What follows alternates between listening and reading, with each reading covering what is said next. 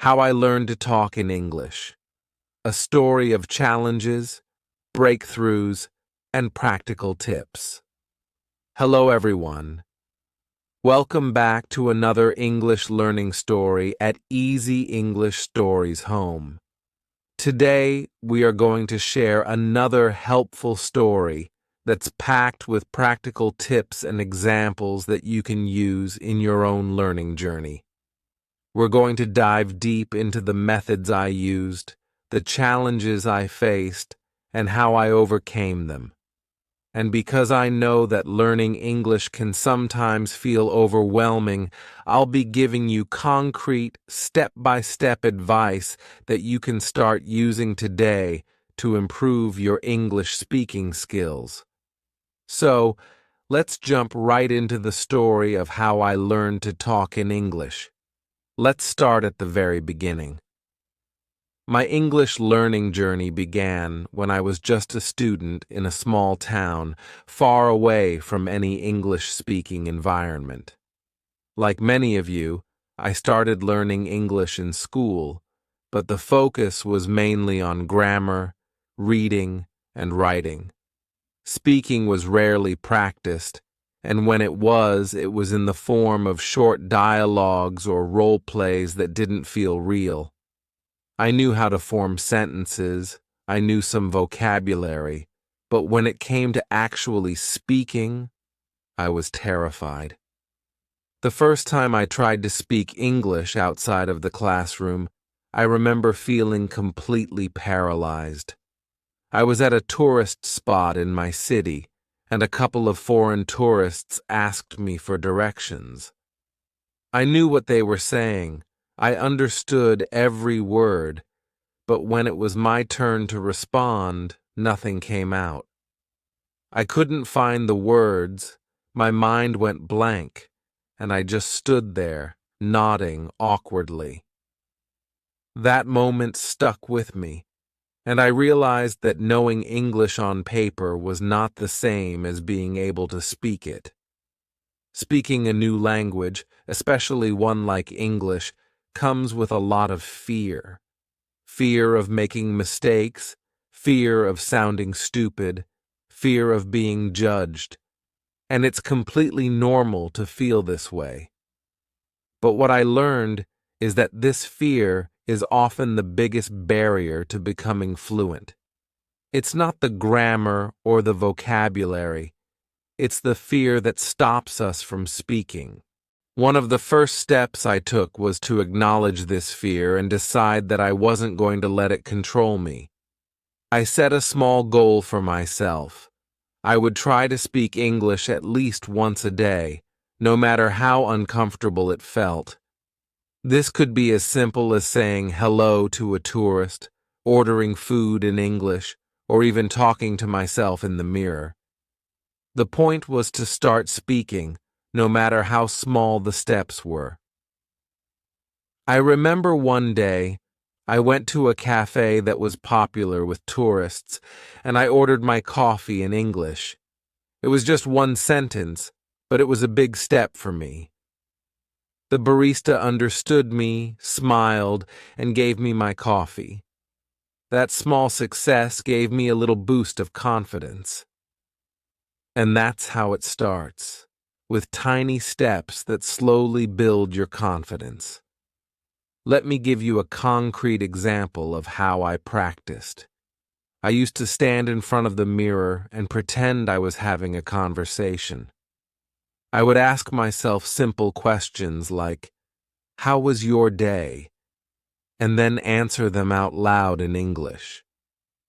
At first, it felt silly, and I would often get stuck trying to find the right words. But the more I did it, the more comfortable I became. This little exercise helped me get used to hearing my own voice in English, and it made the language feel less foreign and more like something I could actually use. Another exercise I did was to record myself speaking. I would pick a topic, anything from describing my day to talking about my favorite movie, and record myself on my phone. Then I would listen back to the recording and make notes of what I could improve. This was incredibly helpful because it allowed me to identify my weaknesses without the pressure of speaking in front of someone else. I could take my time, pause, rewind, and really analyze my speech. Over time, I noticed my sentences became more fluid, and I made fewer mistakes. I can't stress enough how important these little practices were in overcoming my initial fear of speaking. They were my private, safe space where I could experiment, make mistakes, and learn without the pressure of an audience. So, if you're struggling with speaking, I encourage you to try these methods. It doesn't have to be perfect. It just has to be done. Once I got over the initial fear of speaking, the next challenge was to make speaking English a regular part of my life. It's one thing to have a successful speaking moment, but if you don't practice consistently, that progress can easily slip away. I knew I needed to build a routine, but I wasn't sure where to start. At that time, I was a full-time student with a busy schedule, so finding time to practice speaking was not easy. But here's what I learned. You don't need hours of practice every day to make progress. Even 10 minutes a day can make a huge difference if you're consistent. I started by setting aside just 10 minutes each morning to speak English. I would wake up, grab my coffee, and talk to myself about my plans for the day. I would describe what I was going to do, how I was feeling, or even just comment on the weather. It became a morning ritual, and because it was such a small time commitment, it was easy to stick with. Another thing that helped was finding opportunities to speak English naturally throughout the day. I would take a walk around town and narrate what I was seeing in English. For example, if I saw a red car, I would say, "There's a red car passing by." If I saw someone walking their dog, I would describe the scene. "That woman is walking her dog. The dog looks happy." This simple exercise turned everyday moments into practice sessions and helped me start thinking in English, which is crucial for fluency. Let's dive deeper into how you can incorporate English speaking into your daily life, even if you're super busy. One method I found incredibly effective was what I like to call contextual speaking. It's all about finding natural ways to speak English in real-life situations. For instance, when I was cooking, I would narrate the process in English. Instead of just chopping vegetables in silence, I would say, "Now I'm chopping the onions.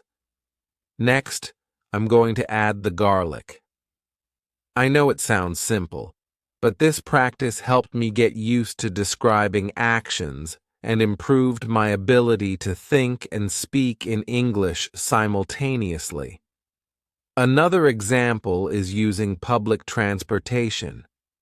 Instead of just zoning out, I would mentally describe what was happening around me. "The bus is full today. There's a man reading a book. The driver is wearing a blue uniform." These small, everyday observations kept my mind engaged with English and helped build my descriptive vocabulary. Even watching TV became a learning opportunity. I would watch shows or movies in English and try to mimic the characters' dialogues. If I heard a phrase I liked, I would pause the show, repeat the line, and try to use it in my own sentences later. This not only helped me learn new expressions, but also improved my pronunciation and intonation, making my speech sound more natural. Consistency doesn't just mean practicing every day, it also means being mindful of your progress. I kept a small notebook where I would jot down new words or phrases I wanted to use. Every week, I would review these notes and try to incorporate the new language into my speaking practice. It was like a little game. How many of these new words could I use in a day? This kept me motivated and ensured that I was always expanding my active vocabulary. One thing I want to emphasize is that building a routine doesn't have to be a rigid or stressful process. It's about finding small, enjoyable ways to make English a part of your daily life. The more you integrate English into your routine, the less it feels like a chore, and the more it becomes a natural part of who you are. The real turning point in my English learning journey came when I realized that to truly improve, I needed to immerse myself in the language as much as possible. Up until that point, my English exposure was limited to classes, textbooks, and occasional practice sessions. But I knew that wasn't enough. I needed to surround myself with English in a way that forced me to think, speak, and even dream in English. One of the most effective changes I made was to create an English-speaking environment, even though I was still living in a non-English-speaking country. I started by changing the language settings on my phone, computer, and social media accounts to English. This might sound like a small change, but it made a huge difference. Suddenly, everything I was interacting with on a daily basis was in English. My notifications, my apps, my emails. This constant exposure helped reinforce my learning and made English feel less foreign. I also switched to consuming media exclusively in English. I stopped watching movies in my native language and started watching them in English with English subtitles. This helped me improve my listening skills and pick up new vocabulary in context. I subscribed to English podcasts on topics I was interested in: technology, personal development, even comedy. Listening to native speakers talk naturally was like a window into real, everyday English, far beyond what I could learn from textbooks. Let me tell you about a specific experience that really boosted my English skills. I started watching a popular TV show entirely in English. No subtitles, no translations. At first, it was difficult. I missed a lot of the dialogue, and there were moments when I felt lost, but I stuck with it. I would watch each episode twice, the first time to just enjoy it, and the second time to catch the details I missed. If I heard a word or phrase that intrigued me, I would pause, look it up, and write it down. I remember watching a scene where the characters were talking about breaking the ice. It was an idiom I hadn't learned in class, but the way it was used in the show made it clear that it meant to start a conversation in a relaxed way. The next time I had the chance, I used the phrase in a conversation, and it felt amazing to be able to use something I had picked up naturally. This kind of immersion is incredibly powerful because it allows you to learn language in context, just like a native speaker would. Music was another huge part of my immersion strategy. I created playlists of my favorite English songs and would listen to them on repeat. I would read the lyrics, sing along, and try to understand the meaning behind the words. It was fun, it was engaging, and it helped me improve my pronunciation and rhythm when speaking English. Songs are a great way to learn because they stick in your mind, and the repetitive nature of music helps reinforce vocabulary and sentence structure. But immersion goes beyond just consuming media. I also sought out English-speaking communities online. I joined forums, participated in English-language social media groups, and even played video games in English. These platforms gave me a chance to interact with real people, ask questions, and practice writing and speaking in a natural, unstructured way. It wasn't about being perfect. It was about communicating, making connections, and using English as a tool to express myself. One thing I learned from this immersion process is that the more you surround yourself with English, the more it becomes a part of you. You start to think in English, you start to dream in English, and eventually, speaking English feels less like a task and more like second nature.